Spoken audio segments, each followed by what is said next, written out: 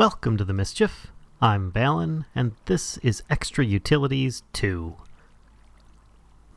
So you're just getting into 1.10.2, Minecraft 1.10.2 that is, and you're interested in extra utilities. Well, there is a new system called Grid Power that allows you to, kind of remotely use kind of like an energy system. So it's Extra Utilities 2 own setup.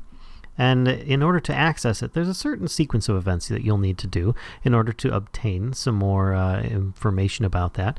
But it basically will allow you to power different machines, as well as enhance and give yourself some abilities when you're using some items. Now, in order to obtain it, you'll need to start off with making a glass cutter.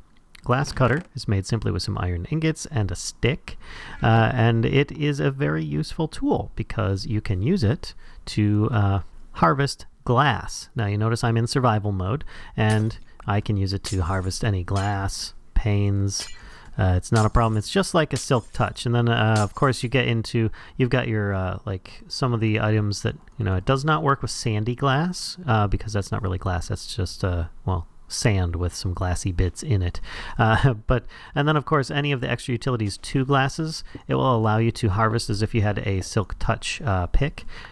Keep in mind that Extra Utilities 2 at the time of this video is currently in alpha and heavily experimental, but you can see that you can pick up all these different items just by using your glass cutter. It's no big deal, very simple, but there's another use for it, and that is in cutting up an ender pearl. If you put a glass cutter and an ender pearl in an inventory grid, you'll be able to cut up the ender pearl into ender shards, 8 specifically. So you can see how if I drag these around, I can, it actually changes the how many are in the stack. It's really cool how RWTema did this, who's the the mod maker. But that is the beginning to first cut up your ender shards.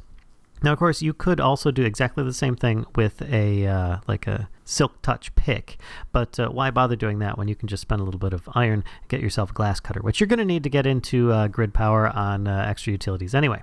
Now, some of the base items on here, let me get those things off there. It's going to be a resonating redstone crystal, a polished stone, and a redstone gear. Now, these 3 items are kind of like how you make up a lot more of the other machines, some of the things that you'll be needing.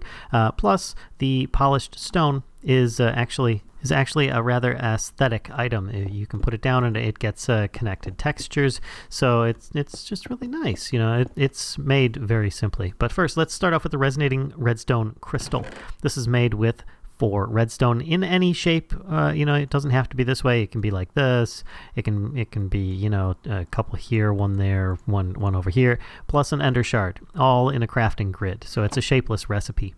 Now, polished stone, on the other hand, is going to be any combination of bricks or mossy bricks or cracked bricks or chiseled bricks. Together, like you see here. Doesn't have to be in this exact location, but it does have to be, 4 so that you are making it again, and it will make you polished stone, which you will need as well. The last is the redstone gear. This is 4 redstone torches plus oak wood planks, and these 3 items are key ingredients in making a whole bunch of the rest of the mod. So, what's next? The resonator. This here allows you to kind of smelt things or transform them. It's a very key item. I will demonstrate this in a moment. But first, how to make it. A couple redstone, a block of coal, and a resonating redstone crystal, plus 5 iron ingots. So yeah, there's that first item there, the resonating redstone crystal. You will also need a manual mill. And you don't have to make a manual mill. You could feasibly skip past this, but it'll probably save you a lot of effort early on. And the manual mill is made simply with 2 polished stone, redstone gear, and resonating redstone crystal. So it's not that bad. I mean, it's just really just a bunch of stone and redstone, maybe a few sticks in there somewhere. And this will allow you to generate some grid power. If you notice, I'm actually holding on to it, and I now have this little user interface at the bottom that says grid power 0 out of 1 when I look at stuff. It's probably because I'm holding on to the manual mill at this moment. Now, with that aside, we are moving on to the solar panel. Now, this looks as such in my inventory here. Now, in order to craft it, it's 3 lapis, 2 polished stone, and a resonating redstone crystal. Now, what is the use of these 3 items? Well, let me actually grab that here. Now, the manual mill and the solar panel will passively, well, this one here will passively create grid power for you. And the redstone, or the resonator, excuse me, will, it's kind of like a furnace. When I click on it, it actually has an input area here, the output area here, and a space for speed upgrades. If you notice here, it actually says speed upgrades. So you can increase that. But anytime you put in a speed upgrade, it will double the cost. So we're not going to do that. We're going to just start off with some really easy stuff. Now, there are ways of keeping track of your grid system, and we'll get into that in just a moment. But first and foremost, you should know that a solar panel, it says it gives power during daylight hours. Must have a clear line of sight to the sky, so if I put one on top of itself, it's not going to allow you to do that, and it also is a bad idea. But it also will give you one base power or grid power, GP, per one of these you put down. So if I put down 4 of these, you'll see that I now have a total of 5. Now, let's say I go really far away. I'm flying around, and I hover over this. Look, I still have 5 in my grid system, and it's generating 5. I am using 0. So that's why it says 0 of 5. And you're probably wondering, why do I even want to bother with this stuff? Well, there's a ton of things you can use this power on, specifically things like angel rings that can allow you flight or other creations, as well as machines. But we'll get into those in another video. For now, we're just trying to get you started on the basics of extra utilities too. Now, that is one way of generating it, but that is a little bit intense because you're going to need a lot of lapis to make these, if you're making them in a large quantity. And everybody knows that if you have Tinker's Construct 2 installed, you're going to want your lapis to make luck on your weapons. But that aside, lapis has been getting more and more use. So there is an alternate method that can help give you a temporary boost, and that is this, the manual mill. Now, this is a manual mill that actually can run automatically. For instance, I will right-click on this, and you can see now the power generating says 15. My grid power says 16.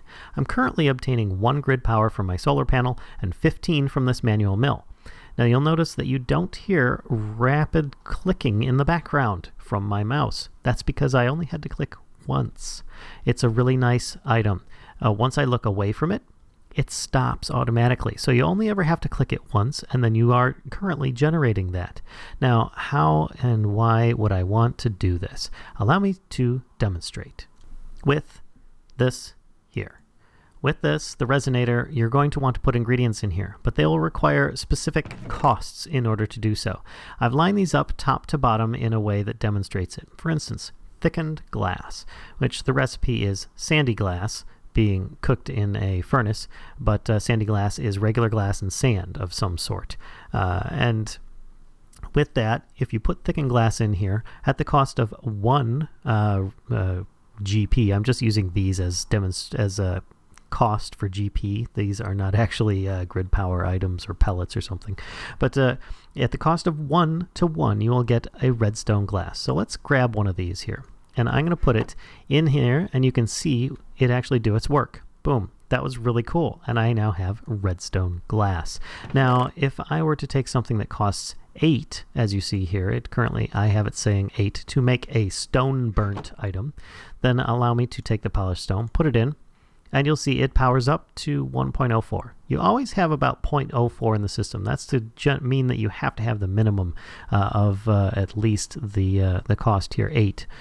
Now, in this case, it's a little weird. You're like, all right, well, how do I get this over it? That's where you start generating this. And you'll notice my grid power says 1.04 being used out of 1.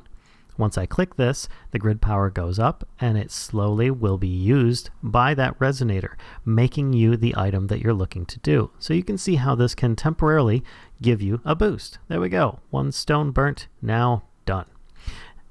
Now, moving on with that, if you take some gold-weighted pressure plates, you can make upgrade bases, which are used to make yourself different upgrades, which can be useful in other crafting recipes later. Lapis can be upgraded at the cost of 16, so that's right, you have to have a solar panel and one of these, and you can make yourself one of those really simply.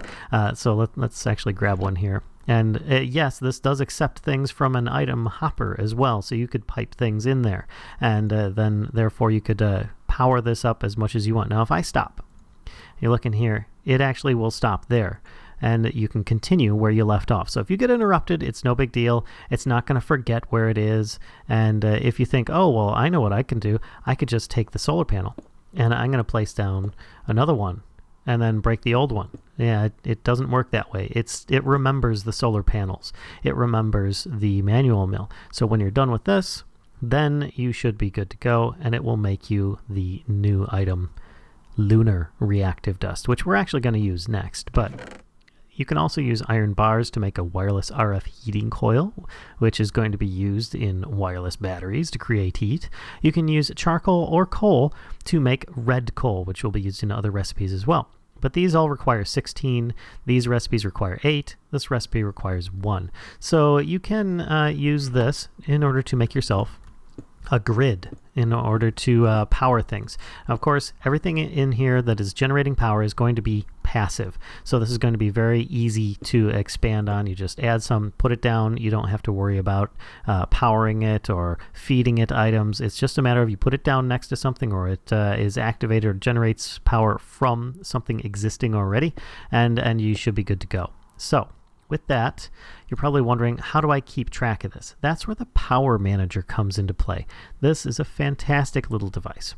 A very simple recipe that I did not put in that chest, but I do have it in my inventory. So a resonating redstone crystal plus 4 smoothed stone, and that gets you your Power Manager. Now, you look on here, you right click, and it actually tells you power generators, solar panel. I have 10 of them generating 10 GP. I have a bunch of inactive stuff, a lunar panel, a water mill, resonator, manual mill, lava generator, fire mill. You see all these numbers and stuff. They're all passive, not generating anything right now because I eliminated all their sources so that I would have a clean slate for this video. Now, with this, you are now able to see your entire grid, your power grid, and it has a slot here so you can page down if you have that many different sources of grid power coming in.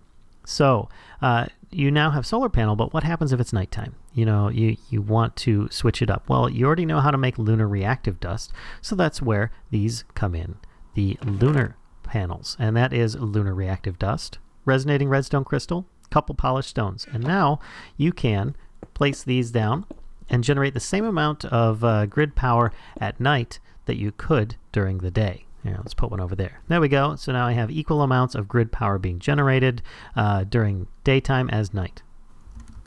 Let's change it to night, and there we go. Now it's nighttime. I'm still generating that. Lunar panel is now generating me some power as well, and it's really good stuff because this here, if you notice, it says base power given 1 GP. Current power given 1.25. What's with that? Well, it must have clear line of sight to the sky, but it gives more during a full moon, which of course it is. You can't see it because the moon hasn't risen yet. I didn't change it to the right time of night, but there you go. Now, there is another item that I mentioned over there, and that's stone burnt, which, you know, there's no recipe for that. It's just something that's really, really going to be useful for making other tools. And as you saw, we took the polished stone and put that in the resonator and crafted it. And it will be used to make lots of the different mills and things that can generate a lot more GP for your power grid for use later on. So, I'm not getting into any of the things that these are going to be used for in this video. I'm just covering how to get started in it. The next video should be something a little bit more based around the mills, and I look forward to seeing you there. If you liked today's video, don't forget to subscribe. If you haven't already, spread the mischief to others, and until next time, I'll see ya.